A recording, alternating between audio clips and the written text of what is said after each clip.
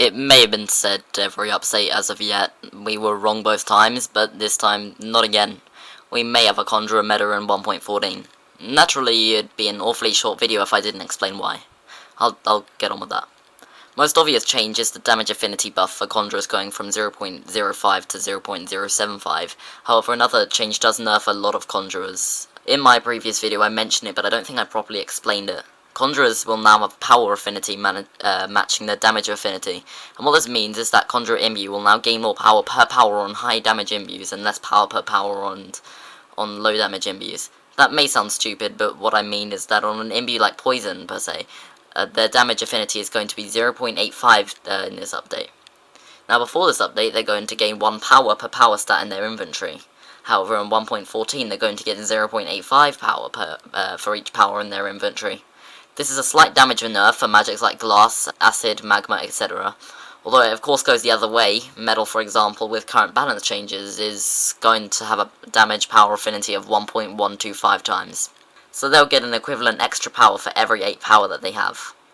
Of course, Metal is the most extreme example of this. Other magics like Shadow, Ice, and Crystal experience much smaller buffs from this change. So magics which don't meet the threshold to not be nerfed by this buff, which is 0.925 times, will likely not be viable as a meta conjurer for 1.14. Of course, there may be an exception or two, but that'll be a consideration for later on in the video.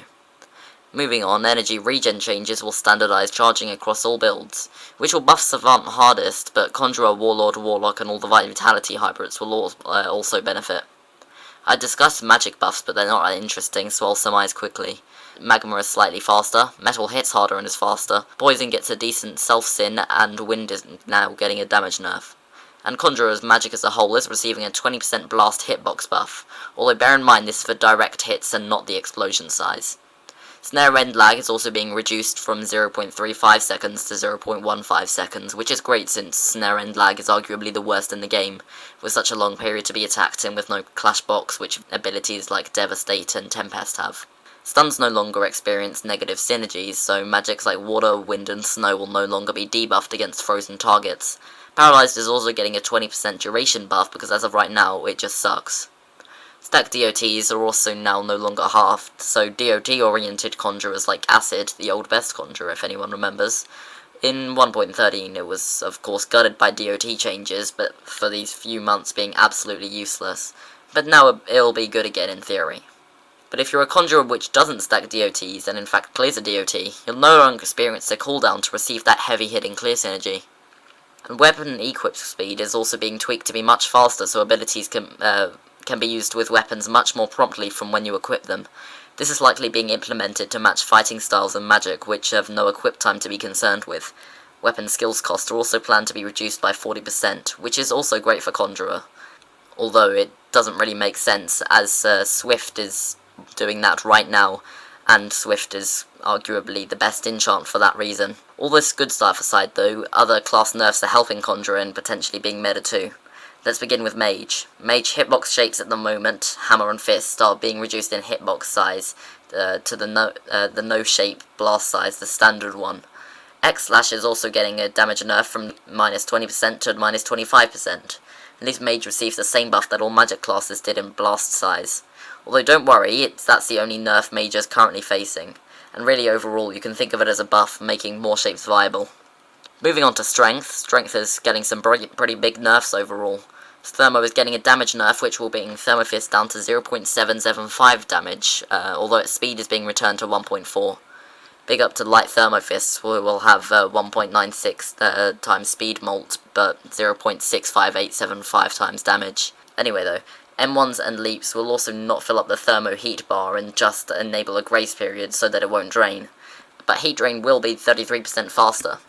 Sailor Style is getting its damage lowered to 0.875 times in exchange for a size fix, which is cool I guess. Crash is being given a standardized scaling, which will now reward high power investment, as massive HB builds benefit from a high base affinity and relatively low power affinity. So overall, Crash is being buffed as long as you have a little over 40 power. The more power you get, the bigger buff it is. Although it isn't a particularly big buff. Minimum size on Smash is also being halved, because if you didn't know, Smash has a minimum size when you turn it down. so where at low sizes it's capped from being absolutely minuscule and useless, although this gets abused on thermo as not much size is lost on 20% size setting, for the 33% more damage 20% size brings. Shot is also having a range nerf, and now attack speed and speed affinity will no longer affect its range, only size will. Cannon Fist bypasses this however as part of its gimmick.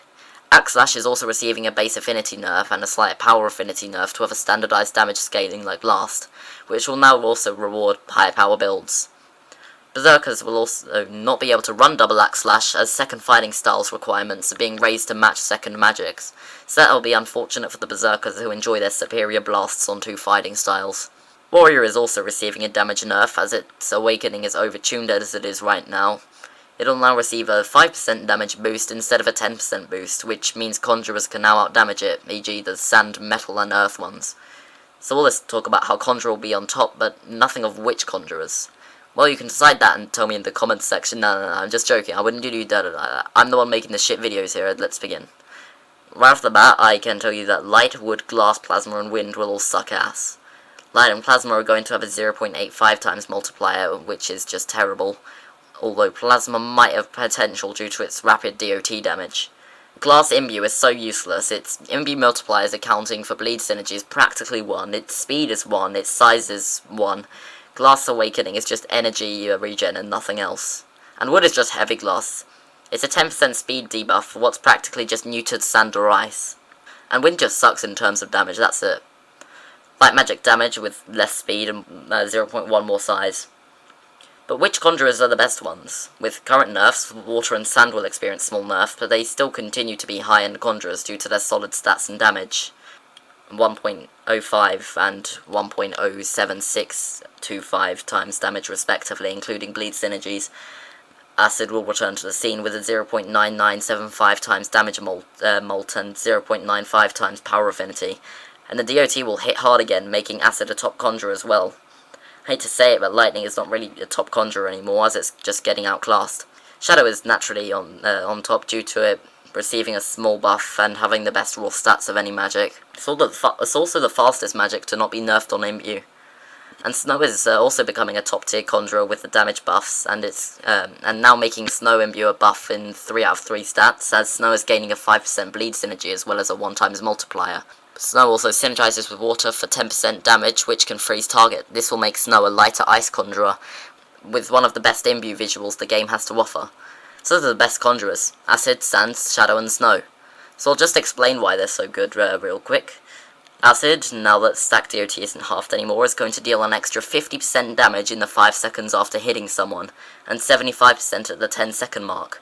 Acid also, due to its bleed synergy, will have a multiplier of 0.9975 times, although due to the corrode synergy, it will have an approximately 1.022 multiplier, although its power affinity is still 0.95. But that won't really matter when it has such extreme DOT damage.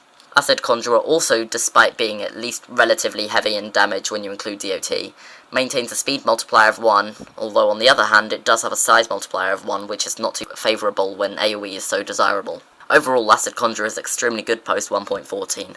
Now Sand is widely known as the current best Conjurer due to its very high damage and average size and speed.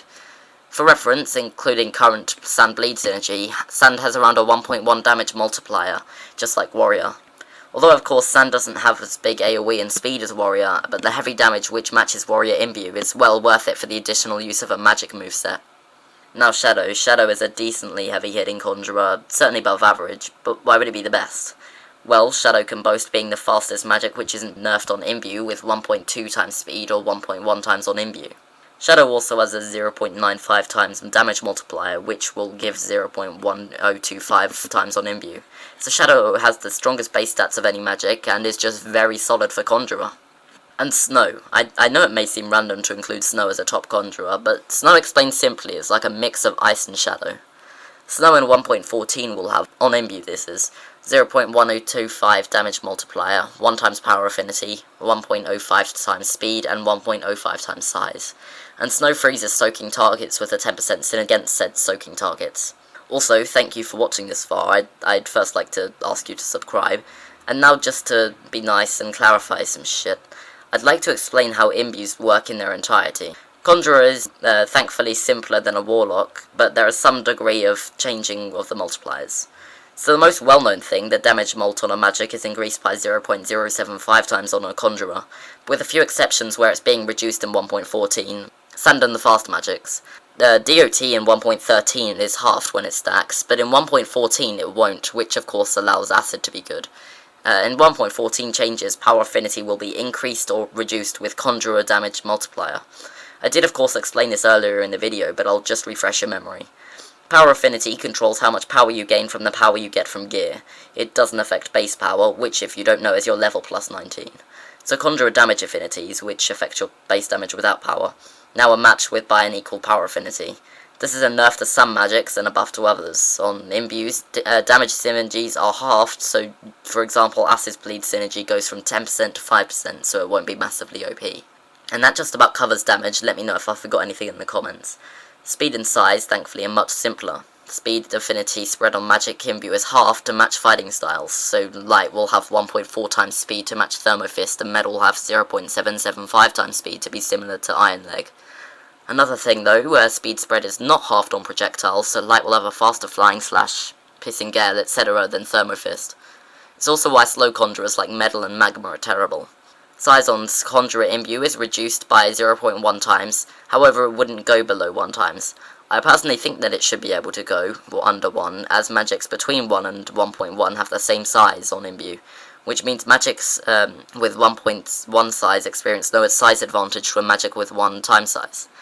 That should be all, and I thank you for watching it all.